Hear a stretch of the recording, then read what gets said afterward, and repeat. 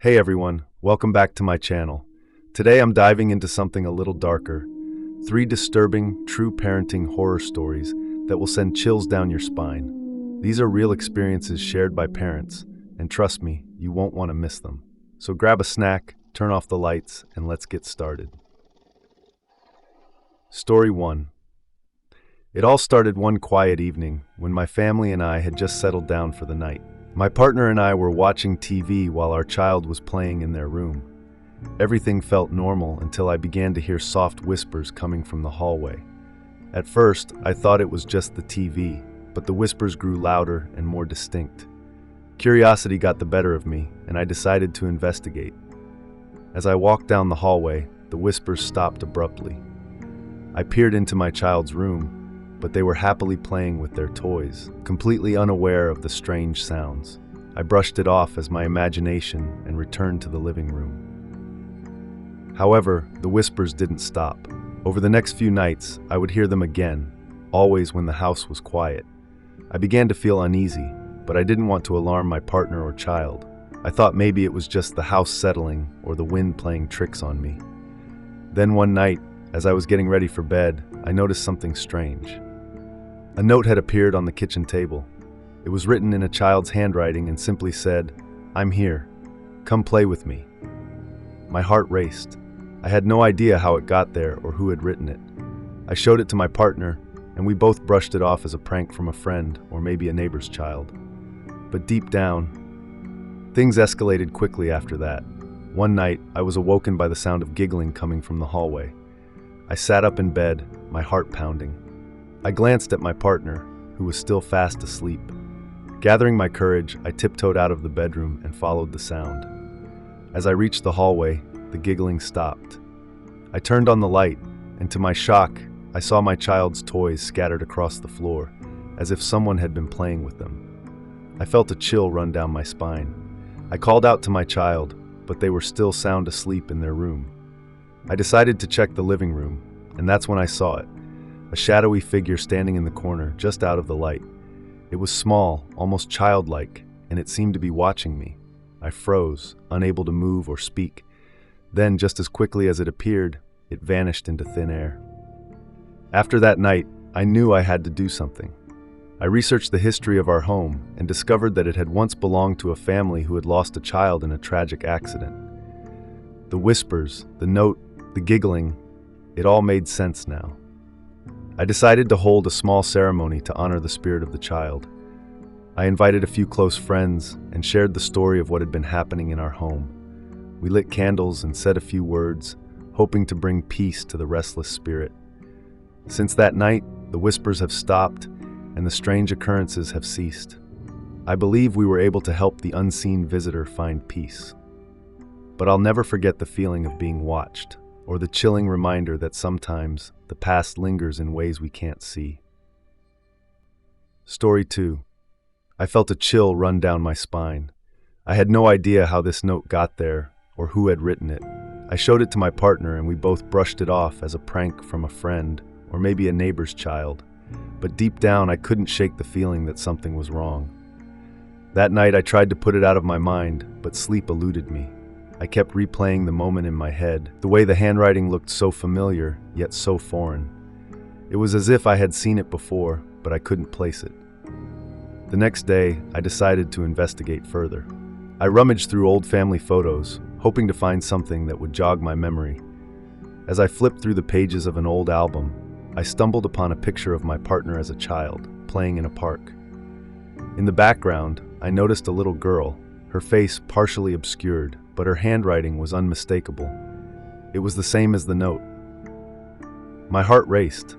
I had never seen this girl before, and my partner didn't recognize her either.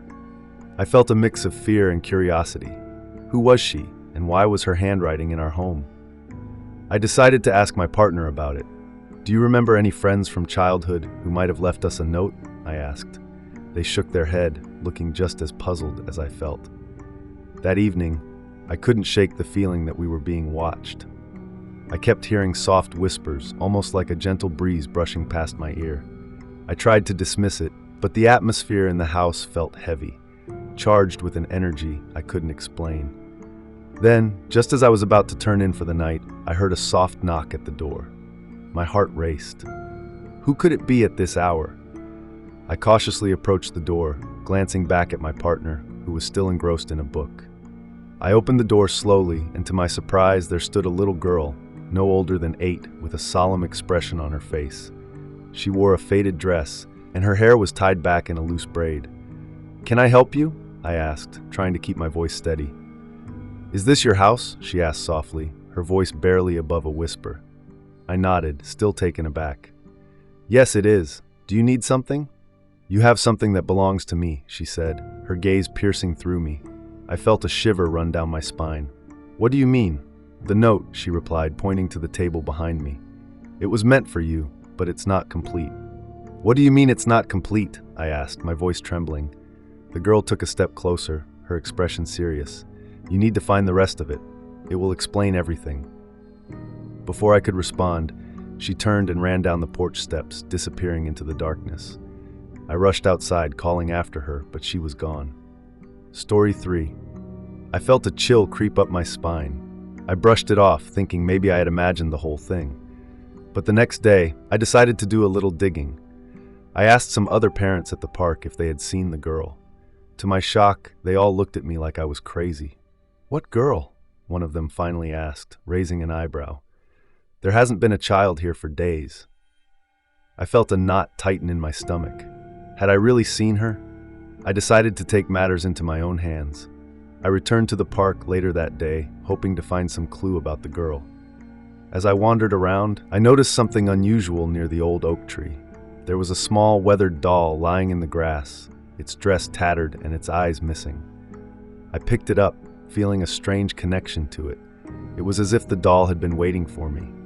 I turned it over and found a name stitched into the fabric: Leela. Suddenly, memories flooded back. I remembered hearing stories about a girl named Lila who had gone missing from this very park years ago. The tales were whispered among the parents, but I had never paid much attention. I felt a mix of dread and determination. I had to find out what happened to her. I began asking around again, this time focusing on the older residents of the neighborhood.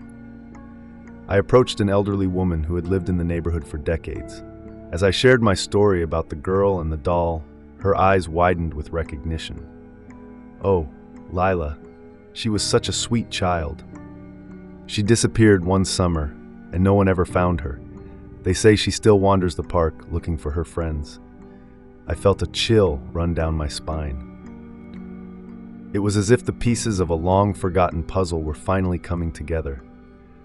I asked the woman if she knew anything more, but she shook her head, her eyes filled with sorrow. I knew I had to do something. I returned to the park every day, hoping to catch a glimpse of Lila or find more clues.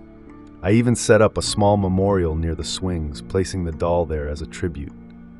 Days turned into weeks, and just when I was about to lose hope, I saw her again.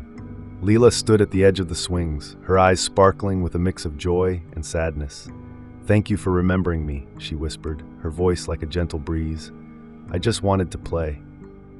I felt a warmth spread through me, and in that moment, I understood. Leela wasn't lost. She was simply waiting for someone to acknowledge her. These stories remind us that parenting can sometimes lead us into the unknown, where the line between reality and the supernatural blurs.